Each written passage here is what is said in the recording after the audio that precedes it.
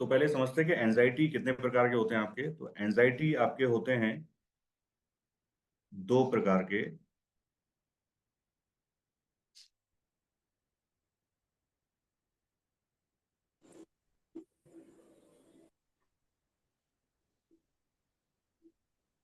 थोड़ा सा नया एक्सपीरियंस है हमारे लिए भी।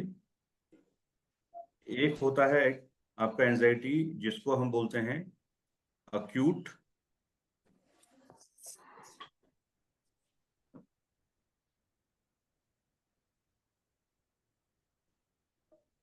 ACUTE। ठीक है।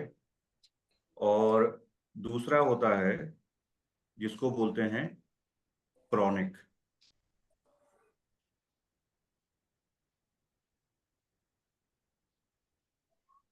अक्यूट जो एंजाइटी होती है वो हमारे लिए प्रॉब्लम का कारण नहीं होती है। मतलब कोई भी एक नया काम आया और उसको लेकर के मन में, चूंकि नया काम आया तो हम थोड़ा सा डिस्कम्फर्ट हुए। डिस्कम्फर्ट होने से हमारे माइंड ने जो है एक अलग अलग तरह की प्रतिक्रियाएं शुरू की, जिससे या तो वो डरता है या उससे अनिश्चितता कुछ दिखती है।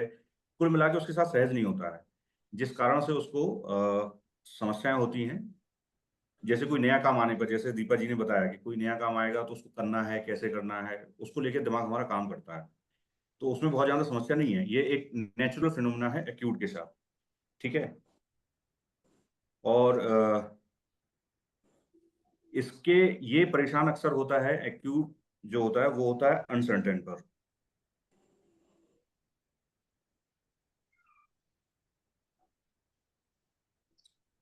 इसको अनसर्टेन ही समझ लीजिए आप। आपके साथ हम भी सीख रहे हैं थोड़ा थोड़ा।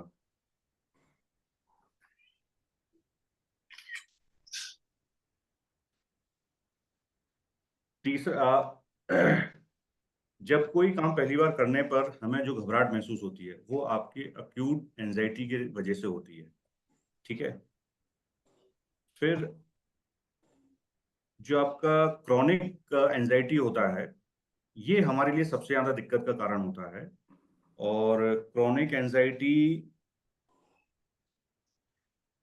वो होती है जिसमें हमें बिना किसी कारण दिन भर में कई बार ये हमें महसूस होती रहती है। मतलब उसका कोई कारण ना हो, कोई वाजिब ठोस वजह ना हो, और फिर भी हमें दिन भर में कम से कम नहीं तो 50-60 टाइम्स वो हमको महसूस होती रहती है। उस एंजाइटी को हम क्रॉनिक एंजाइटी में बोलते हैं। हमारे लिए दिक्कत ये क्रॉनिक एंजाइटी वाली चीज सबसे ज्यादा होती है। ठीक है। अगर आप इस मोड में ज्यादा रहते हैं तो ये आपके पैनिक अटैक का भी कारण बनता है, जिसको हम लोग कई बार बोलते हैं कि ये ओवर थिंकिंग वाले जो लोग होते हैं अधिकतर उनके लिए ये रीजन ऐसा बन जाता है। ठीक है। तो जैसे किसी के पेट में गुड़गुड़ाहट होना, सीना भारी होना, हाथों को हिलना, ठीक है, चेहरे पे पसीना आ जाना, तो वो सब चीजें जो है आपके एंजाइटी, क्रॉनिक एंजाइटी में आपके आ जाते हैं।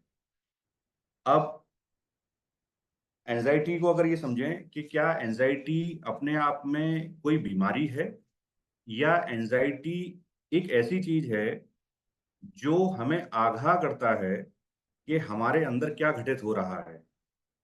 फॉर एग्जाम्पल, जैसे लड़ाई के मैदान में एक आपने देखा होगा सफेद झंडा लेने चलने वाला होता है।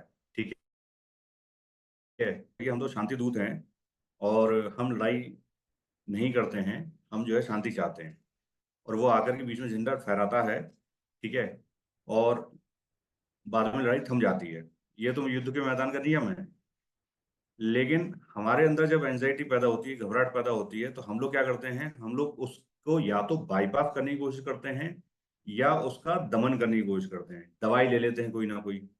ठीक है। बाईपास का ये हुआ कि चलो अगर ये एंजाइटी हुई तो हमने अपना ध्यान कहीं और भटका दिया, कोई किताब पढ़ने लगे, ठीक है, दोस्तों के साथ थोड़ा सा समय बिताने लगे, तो वो भी एक बाईपास करना हो गया। तो हमें दोनों ही चीज यहाँ पर नहीं करनी है। क्योंकि जब अगर हमने दवाई ले ली तो समझ लो कि हमने उस शांति दूत को गोली मार दी। ठीक है।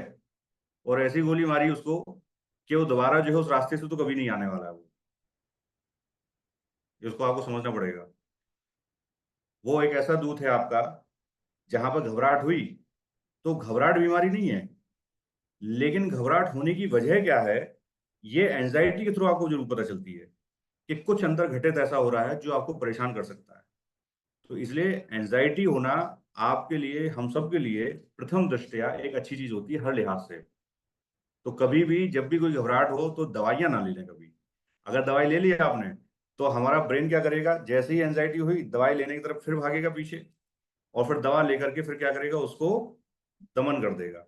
हमारे शरीर में कई बार आपने सुना होगा कि कैंसर के जो सेल्स होते हैं, वो कैंसर वायरस जो होता है वो हमारे शरीर के अंदर ही, सबके अंदर मौजूद होता है।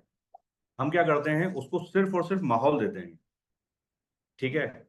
और वो माहौल कैसे मिलता है, अलग अलग कई कारण होते हैं, लेकिन इसमें एक बहुत बड़ा प्रमुख कारण क्या है कि जब हम दवाई ले लेते हैं किसी कारण से, ठीक है, उस कारण से दवा लेने की वजह से हमारे अंदर जो कैंसर के जो सेल्स के साथ साथ जो उससे लड़ने वाले सेल्स भी होते हैं वो भी खत्म होते जाते हैं।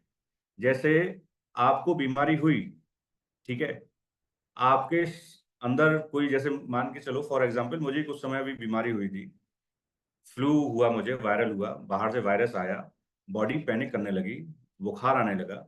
बुखार आने का मतलब ही है कि आपका शरीर जो है अंदर वायरस से लड़ रहा है।